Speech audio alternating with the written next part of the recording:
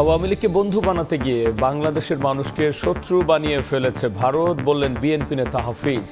পরিস্থিতি ঘোলাটে করার চেষ্টা, রুখে দেওয়ার হুঁশিয়ারি জামায়াত ও ইসলামী আন্দোলনের।